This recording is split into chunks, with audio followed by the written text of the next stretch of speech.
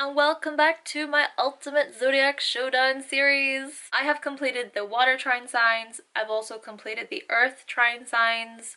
Okay, so if you haven't seen any of those videos yet, then I'm going to provide the playlist to that series in the description box. But now, yes, we're moving on to the fire trine signs. And in today's video, we're going to be discussing Sagittarius versus Aries. I am going to be discussing the core differences between these two signs, followed by the compatibility whenever they are in a relationship.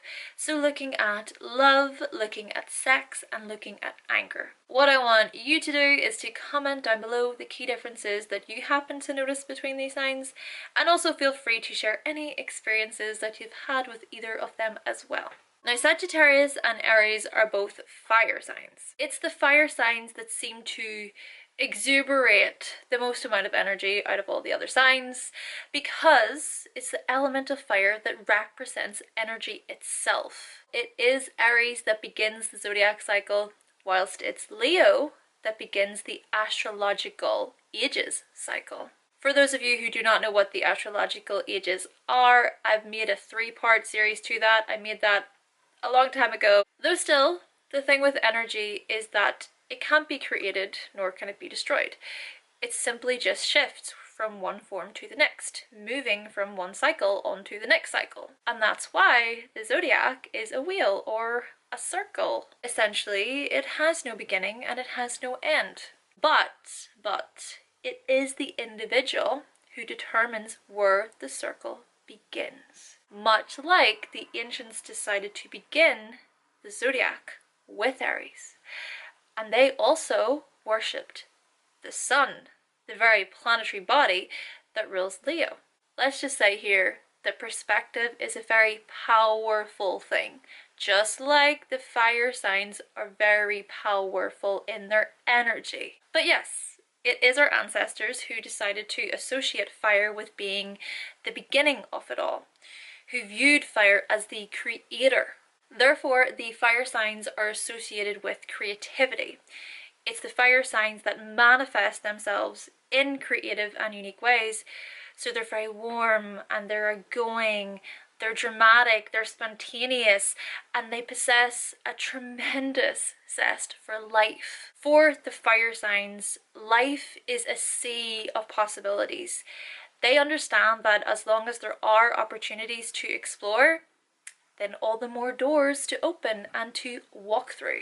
The fire signs are here to create the life that they want. There's no doubt about it. And so they represent the energy and the enthusiasm that comes with it. And because of this, the fire signs are the inspirations. They don't want to just live life, they want to live a joyous life. They don't just want to survive in this life, they want to thrive in this life. So they can be larger than life types of people, very active people who prefer to act on impulse due to their lively and courageous spirits.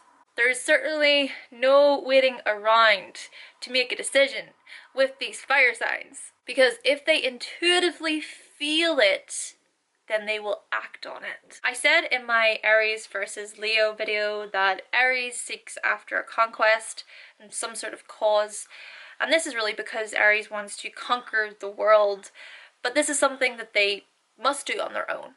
It's about them really heading down this path regardless of who is by their side, regardless of any potential fears that they might have. But with Sagittarius doesn't want to so much conquer the world. They want to experience the world. Because ultimately, the end goal is not what's important to the Sagittarius, even though they are essentially aiming their bow and arrow towards a target.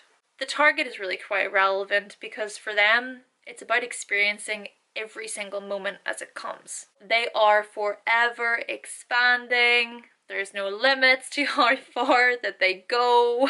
But with Aries, there is some sort of destination that they are charging towards, and there's some sort of battle to be won. So whilst Sagittarius is always exploring, forever willing to take journeys, there isn't really a need to dominate anything in the end. Because Sagittarius understands that there is no end. They are the wisdomful, philosophical types after all. But Aries wants to dominate and conquer. And this is why so many Aries people just rush through life thinking that it's all passing them by far too quickly. And it's also why it's very important for Aries to stabilize themselves as they do evolve into the next sign, which is Taurus. But don't get it fooled either, though, because Sagittarius also needs to learn to stabilize themselves as well, because they evolve into Capricorn. And it's Saturn that rules Capricorn, that likes to teach them a thing or two about limitations. So sure, both Aries and Sagittarius are pointing in a forward direction. Both are highly independent. Both are very open and honest about what they think. Both can get easily bored.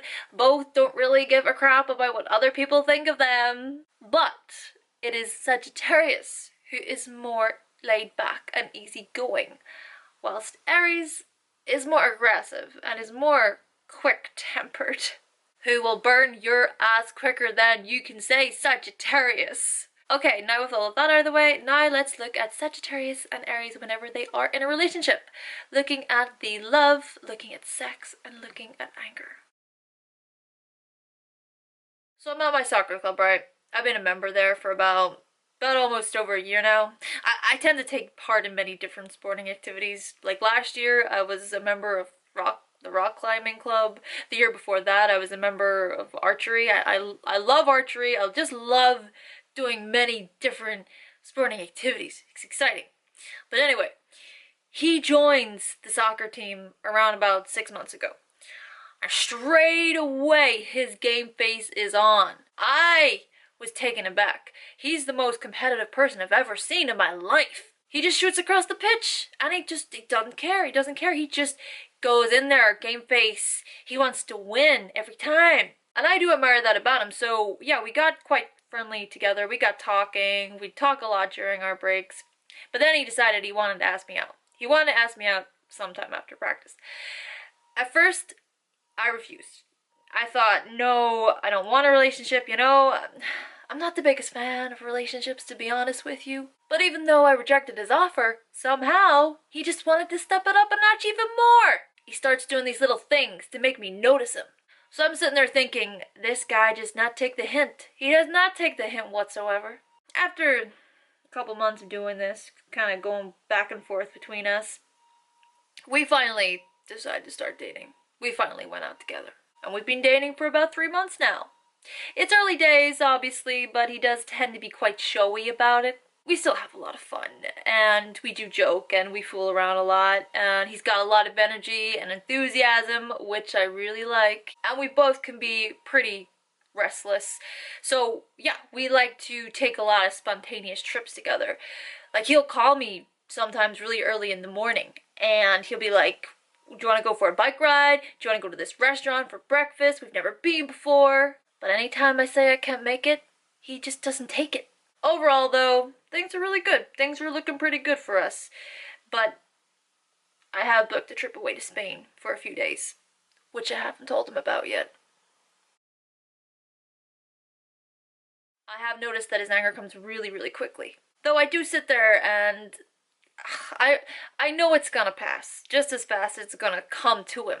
I do teach him to learn to not take things so personally. I try to help him think about it on a larger scale. I prefer just not to get caught up in it. I can only help him so much by trying to rationalize with him, but there's still, even with me, I need to get out of there. Yeah, he definitely likes to be the one who's in control. And I must say, I do like how fast that we move together as well. It's pretty hot, it's pretty steamy. We both have a lot of energy. And yes, we've both had many sexual partners in the past, to be quite honest. Both of us are pretty equal in that way. But we don't hold grudges on that, and we don't look back to the past. We understand that it's about moving forward together. I like how we can both focus on the here and now together, but he does see more of a future than me. Yeah. I knew right away from meeting him that I wanted to play that love game with him. I think he liked being a bit of a challenge for me, to be honest. I admire his unpredictability as well, because predictable, easy to read people just bore me to death. I need constant movement in all areas of my life. So even if we've been dating for a while, I need the movement. And the person has to keep me on my toes. He very much does. And I admire the knowledge that he gives to me as well, because this really helps me improve on myself, on my own life. For me, self-improvement is a really valuable thing. It's something that I need. So yeah, I want to improve myself through a relationship that I'm in. We play a lot of sports together, we like to go hiking together, we like to try different restaurants together. I've even booked a spontaneous trip away to Prague for us next month, which is gonna be a bit of a surprise for him, by the way, so don't be telling him. What? He told you he's planning a trip to Spain for a few days without even inviting me? Are you serious? We're definitely gonna be having a discussion about that right after. Yeah, I can get angry very easily, but this is just how I let out my very natural human emotion, okay? The way I see it is anger is a perfectly healthy human emotion. Besides, I don't actually mean harm to anybody whenever I get angry. Just shower me with praise. Give me praise. Give me affection. Whilst he does provide me with the praise, though, he's not so affectionate. He's not overly romantic either, but I do admire his honesty and his realness with me, because I don't have time for fake ass people. We can clash, but it's important that I'm with a very authentic person, which he is. Yes, sometimes I don't listen, and I can make the same mistakes time and time again, but he does tell me straight just to stop, just to think it through a little bit. I think the two of us together push each other towards achieving our goals. What can I say? Finally a man who can keep up with me. He's not afraid to try new things either. I like how he can let me be a little more assertive in the bedroom. In other areas, he likes to help me be more patient, be more self-contained.